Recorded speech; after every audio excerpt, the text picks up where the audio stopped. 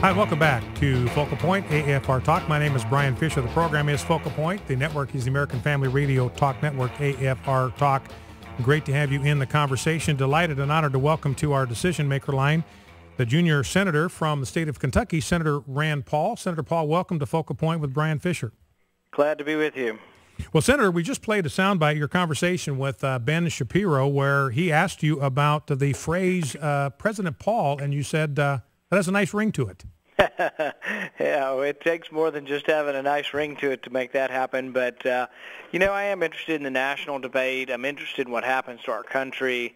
I feel like so many people up here and in positions of power really are not willing to make the decisions that it'll take to save this country from this mounting debt.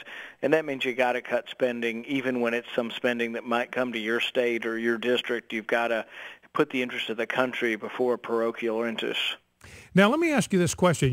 I also played a soundbite where you said that the GOP needs to evolve and adapt, and that could be a little bit spooky to conservatives who see conservative principles as kind of timeless. So explain what you meant by the GOP needing to evolve and adapt. One of the things that I think really may scare away some people is that sometimes our discussion of foreign policy is about, we need to bomb this country, or no, I would bomb them more than you would, or no, I would bomb them the day before yesterday, or I'll bomb them into oblivion. And I don't think that's necessarily a conservative point of view. That sort of over-the-top aggressive foreign policy doesn't have to be really a conservative or constitutional point of view, but it scares some people away from our party. And what I would say is that conservatives have always believed, and this is what I believe, in a strong national defense as a deterrent to war, but that we're not eager for war. So some of it's the way we present things, and not that we're changing our position on anything, but that we don't appear to be the party that's eager for war. We should be the party that believes in a strong defense in order to avoid war.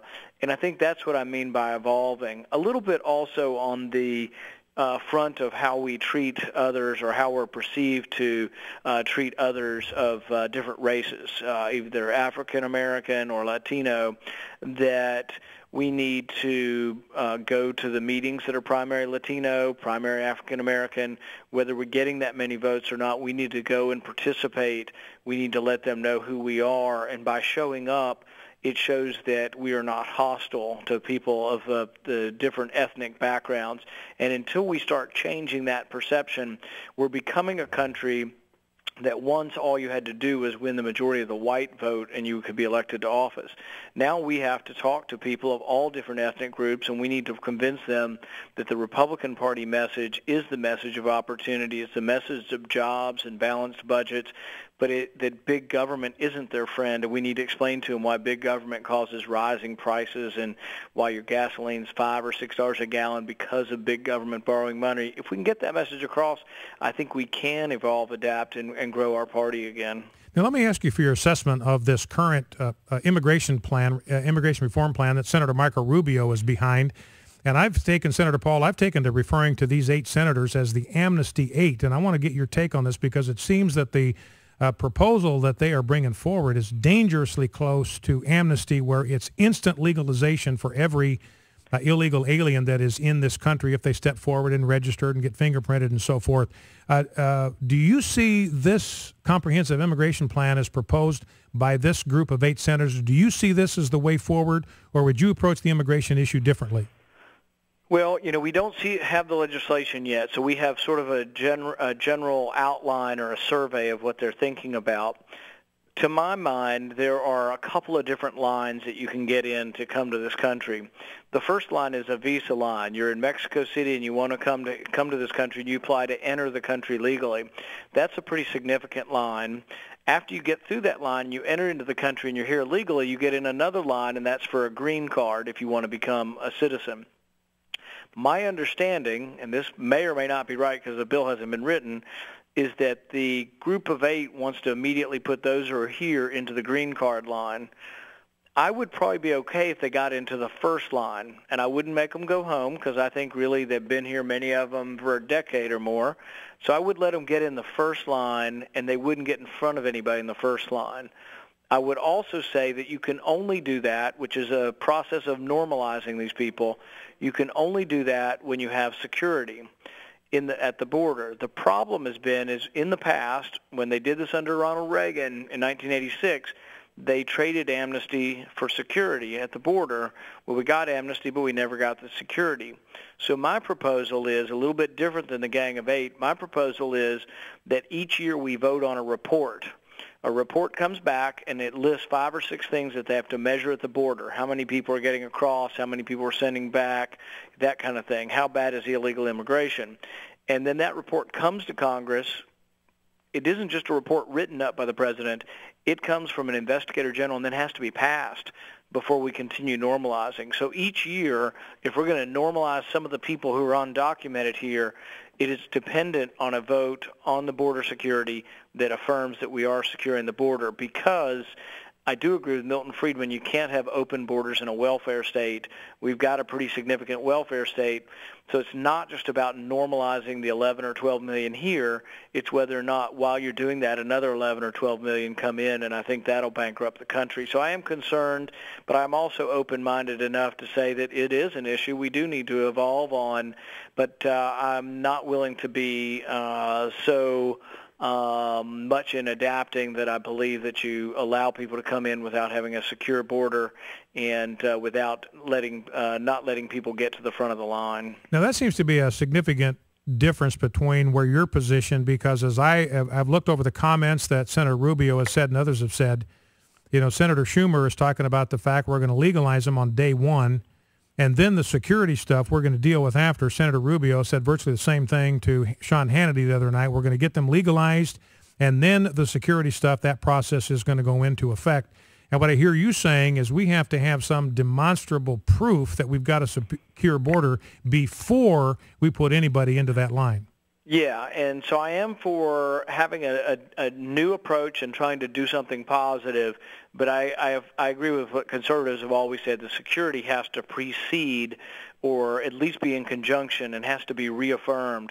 I'm not a big believer in reports or triggers that the administration looks at, because we have an administration right now that'll say or do anything. And so I think the report has to be by an objective body like an investigator general. But then also I think it needs to be voted on by the Senate, because you will, and the House, basically we will look at the report and say, do we agree with this, and are we really securing the border? Because really we cannot just be a beacon for everybody to come here to be on benefits.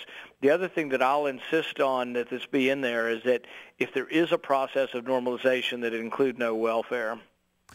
Now, your credentials on the sanctity of life, to shift gears just a little bit, impeccable. In fact, I believe you spoke at the March for Life over the weekend. So it sounds like that's an important issue to you, important enough that you would arrange your schedule to be at the March for Life. Yes, that was my first time to speak there. I was invited last year, and I kind of got waylaid by the TSA and never got there. But this year I was already in town, and so I stayed over an extra day to go, and it was a spectacular turnout, and it's exciting to get to speak to so many people. And give us your understanding of the definition of marriage, and do you support DOMA? You know, I believe in traditional marriage. I really don't understand any other kind of marriage between a man and a woman is what I believe in. And it's, you know, I just don't think that it's good for us to change the definition of that. So what about DOMA, the Defense of Marriage Act? That's a federal law that defines marriage for federal purposes as a union of one man and one woman, and then protects the right of states to deal with the marriage issue as they choose. In Kentucky, you know, we passed a constitutional amendment to say that marriage is between a man and a woman, and so I think that is the right of the states, and that's where it originates, and really I think the federal government shouldn't get involved with telling the states that they can't pass these laws. Now, what DOMA does, though, Senator, at the federal level, is it does define marriage for federal purposes as the union of one man and one woman. Do you support that? You know, it's kind of tricky, and I'm not sure exactly how I'd come down on the federalization in part. I have said before in the past, and I continue to maintain that we should try to keep it as a state issue. My fear is that in federalizing it, we're going to lose the battle for the whole country. In keeping it state by state, which is the way marriage has always been adjudicated, that we'll still have areas that will continue to have traditional marriage. I think we're losing in large areas of the country now.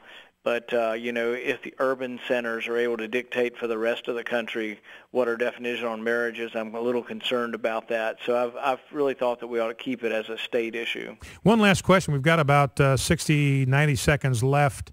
Debate over the debt ceiling is going to come up. You are an open supporter of a balanced budget amendment. And Senator Paul, it occurs to me, if we just did not increase the debt ceiling, we just refused to increase the debt ceiling, we would have a balanced budget by the end of that day. How are you going to be positioned on increasing the debt ceiling?